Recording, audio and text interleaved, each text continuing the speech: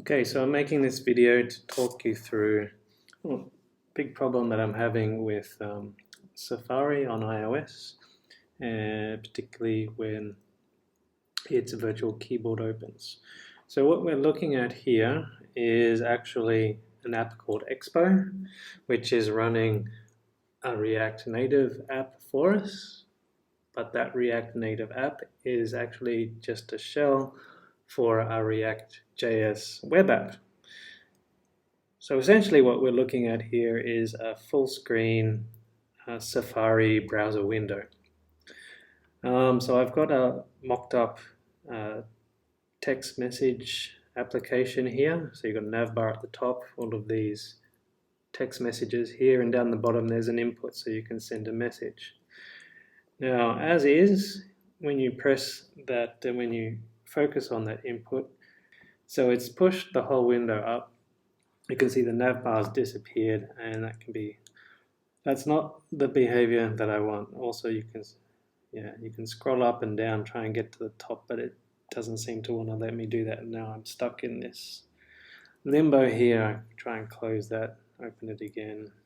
I can get back up to the top that time. Yeah, if I blur, what happens? Now it won't show the input bar, it's hidden behind the keyboard, so lots of weird crap going on. Certainly not desirable. Now there is a solution for this, and what I'll do is I'll actually change the app up. Okay, here we are with the second mock text message app that I've made. It looks almost exactly the same, but you see down the bottom the text input has now got the placeholder of dummy input. That's because I found a solution to the previous problem on the internet. It's not a very easy solution, it's pretty complex. It involves having a dummy input down the bottom and shifting focus when it's touched to a real input, which is currently hidden off the screen. And that tricks Safari into thinking that it doesn't need to push the viewport up when the keyboard is open.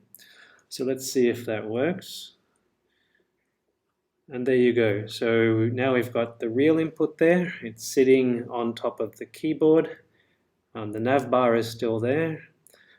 So what's happened is I've actually programmatically moved that real input to that location. I've also reduced the height of this message list container here, so I can scroll that and see all of the messages all the way down to the bottom.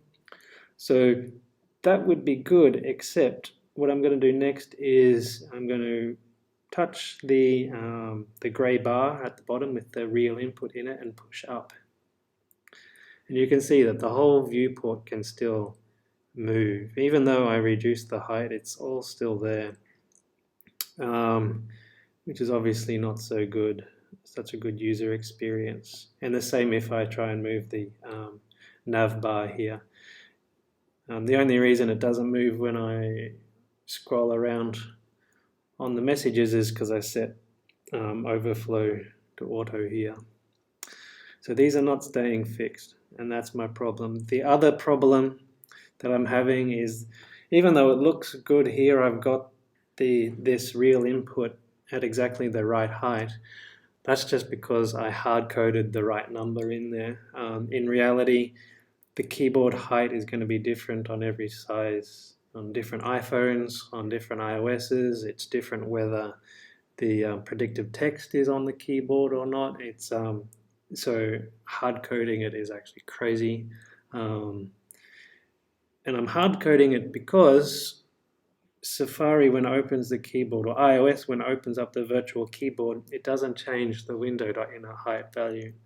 So there's no way that I know of actually figuring out how high the viewport is, so I can programmatically set the height of the input there. So if you can find a way to get this fixed, as in it doesn't move when you scroll it, and also find a way to figure out the viewport height when the keyboard is open, that would go a long way to solving both of these problems for me. Thanks.